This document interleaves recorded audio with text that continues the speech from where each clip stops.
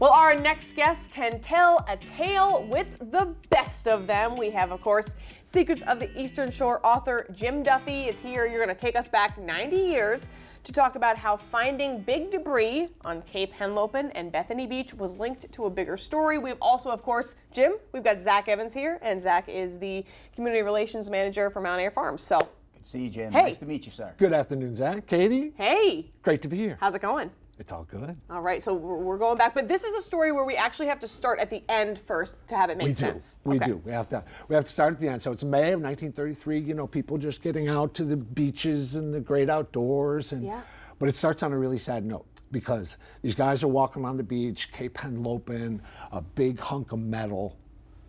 The waves bring it in, window still in its frame. Same thing is happening down in Bethany. People are finding all of these things rolling into the beach. And what happened was a flying machine had been off of Cape May. Okay. And it went down. So, Jim, can I ask you something? You had said a flying machine. Exactly. I'm familiar. I've been a passenger in an airplane. Yeah. Yes. But what are we talking when we say flying machine? Basically, a blimp. Oh. So the actual term that people use is airship. And the military especially was really interested in them. So the military was doing like the Chinese spy balloons. They were doing like reconnaissance flights with these things. They were taking troops so they didn't have to follow roads and cross rivers. You could just kind of fly as the crow flies and get there straight. They could deliver troops much faster. They even had, you remember on Star Trek how the shuttles and the little shuttle things would come right out of the ship? They could do that in 1930. They had 3 planes inside of these airships that would land in the air and fly out in the air. So this airship that crashed was named the Akron. The Akron. 785 feet long, so nearly 8 stories. That's 3 times the size of a modern 747. 3 times as long. What? It still, 90 years later, ranks as one of the largest flying machines ever built. Wow. And I'm glad you share that to give the folks at home some context, because I was going to have to ask you afterwards, how big are we talking scale-wise when we say flying machine? So this would have been a commercial people mover. That was the plan in the 1930s. Yeah, it was big in the military too, but also one of the guys who went down in the crash was the president of Mack Trucks. And he was on a research assignment to do commercial transport so that Mount Air chickens and stuff could have been flown by blimp rather than by right. Maybe chickens aren't a flightless bird. There we go. So, there we go. Why did it go down?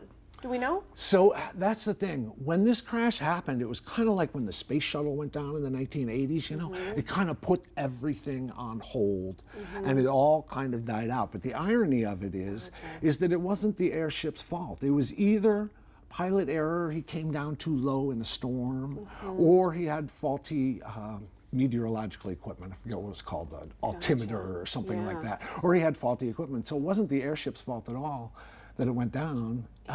But the airships kind of went away because of this and another crash. But that day on the Delmarva Beach may still be a sign of things to come because airships are making a comeback. There's at least 5 companies who have a lot of money invested in modern day airships. Some of those are looking at commercial transport because there's less pollution than airplanes. You know, everybody's concerned about CO2 in the airplanes and all of that. There's less of that. But the other big one that's kind of fun is luxury travel.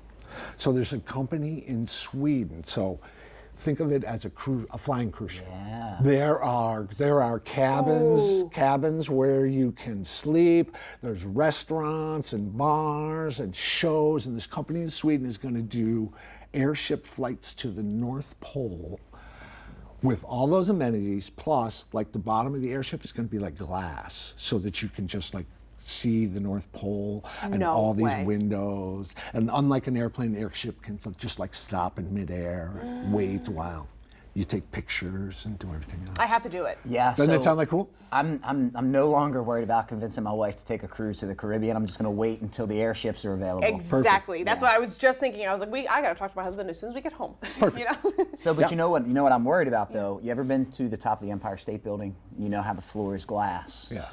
Oh, and then it's I like can't it's stand a on little bit glass. weird. I know. So I not might sure, be a I'm little not sure dicey that on that one too. I might be a take little full dicey advantage on of that the, one too. the viewing deck. I might be holding on to something. Yes, while I'm I have never Maybe tried it's one a of harness. those. I've never tried one of those, and I've always wondered like how I would feel because I think there's some people who just love it, and then there's other people who are like, oh, I can't even step on this. Yeah. I'm the latter. Fun. I know where I'm at.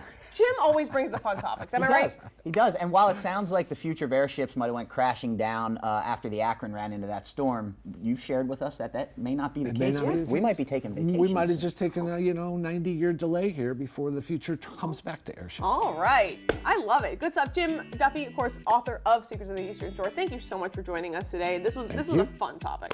It was. Really appreciate it. Everything old is new again. Exactly. Right? Look at that. All right.